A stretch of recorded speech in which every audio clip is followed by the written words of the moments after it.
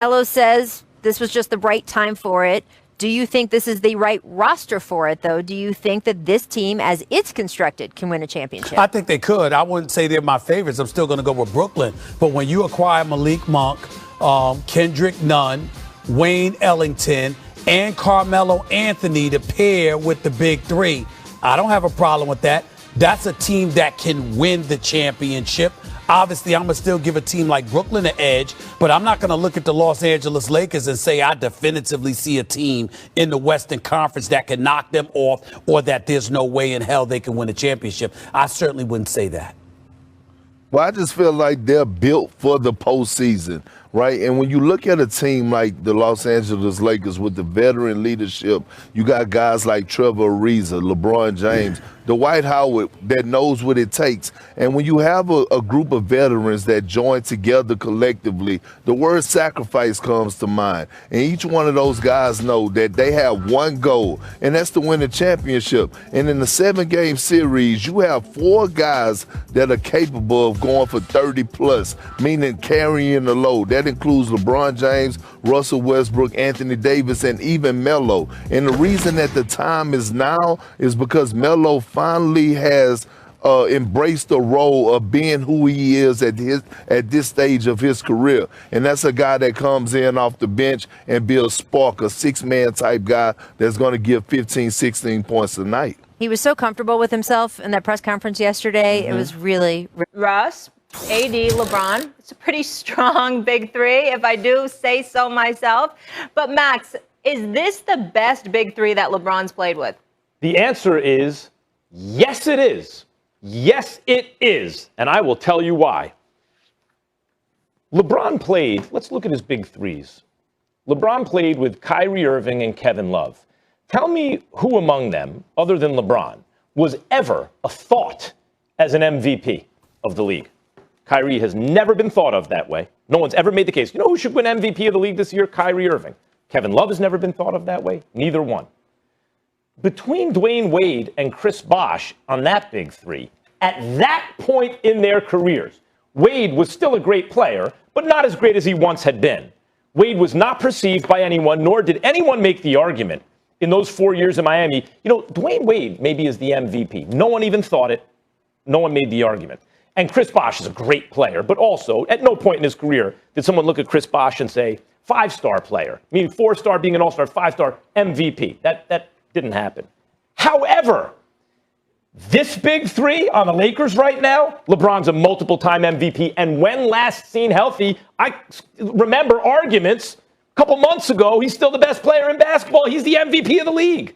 AD, when healthy, absolutely performs at MVP level. And by the way, we saw it in the playoffs with LeBron. You could argue AD could have won Finals MVP, but he's had multiple seasons of double-digit rebounds and 30 high 20 points and PERs among the greatest of all time. No one would argue that's an MVP caliber player. Now, Russell Westbrook. Is that the weak link here? Russell Westbrook? Russell Westbrook was a 30-point triple-double on average for the season. 30-point triple-double. Stephen A., he didn't start averaging 23 and 22 and 25 points because he couldn't still drop 30, 32 points. He did it because he's actually a team player. Look, Paul George, I need to get him the ball more, whatever. The point totals dropped. And because he's on a different team every year with different teammates, first half of the season, he's figuring it out. We're all like, oh, look at that. Russell Westbrook's not as good as he used to be. But then he figures it out. And second half of the season, every single year we go, that dude's playing at MVP level. We said it this year, the year before, the year before that, the year before that. So yeah, LeBron James has never been on a team, ever, with even one other guy we look and go, that's an MVP caliber player. Now he's playing with 2 of those guys. And Stephen A., it's true even if they don't win the championship because they're playing in a league where another team has even more in the Brooklyn Nets. You're wrong, number one. Number 2, you have no clue what you're talking about. And the reason why you have no clue what you're talking about, Max, is very, very forgivable because your logic is deniable in this particular situation, Vicky.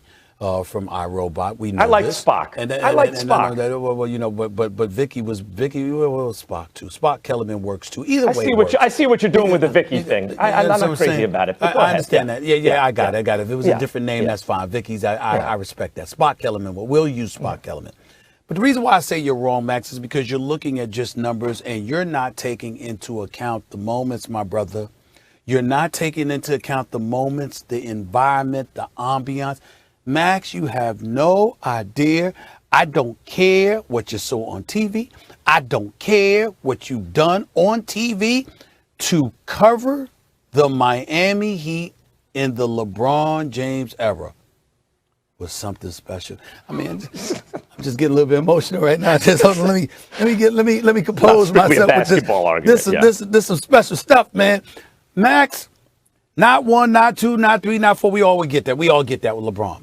LeBron, as you have publicly acknowledged, was in his prime with Miami. Yes, he was. He arrived there as a 26-year-old superstar, clearly en route to being the best on the planet at the time, right?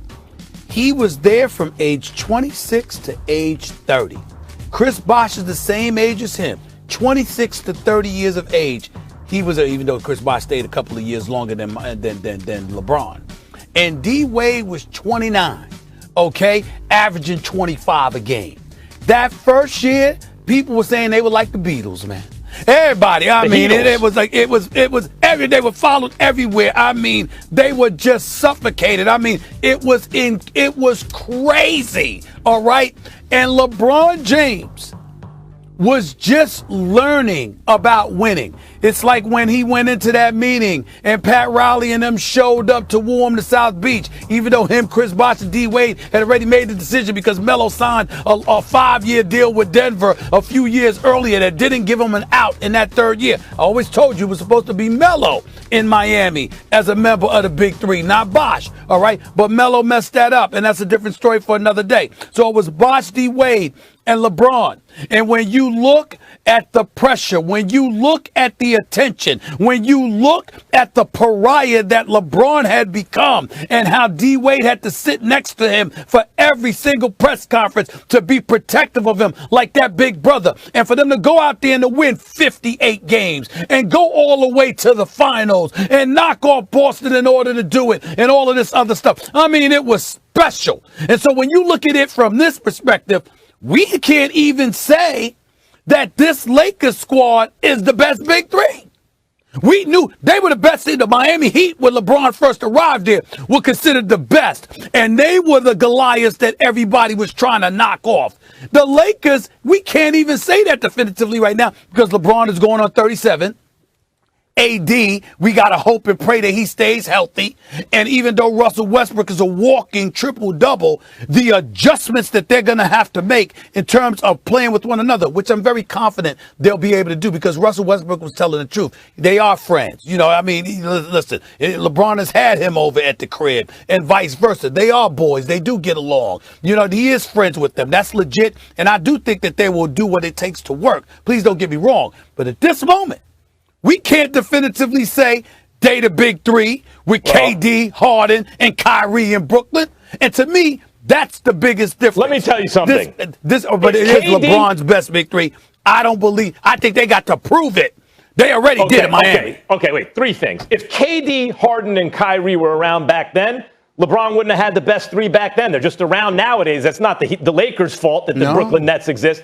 If KD, Harden, and Kyrie were... No, KD had Westbrook and James Harden. Yeah, but they were babies. Come on, that's what I'm saying. They were babies. But that's what I'm saying. I know that. That's what I'm saying. You said back then. They're not babies anymore. I'm saying they were babies. I'm saying they were babies. What I'm saying is if the Nets existed as they do now back then you would still say the Nets got the better Big Three. Okay, absolutely right. So that's not LeBron's fault that he has the second best Big Three today. There's an even better Big Three that didn't used to exist.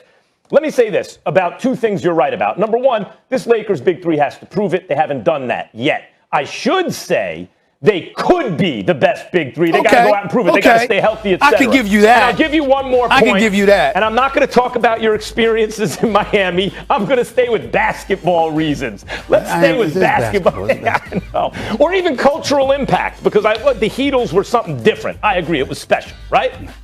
I'll say this. The point you make that is true is that LeBron James was in his physical prime back then. That is not the case now. He was playing both ends of the floor as well as better than he'd ever played it, really, by year 2 in Miami, right? And he's diminished now.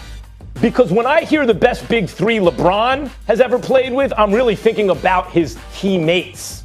Dwayne Wade was only 29, but I think you would agree he wasn't quite what he'd been a couple of years before. And Bosh is a great player.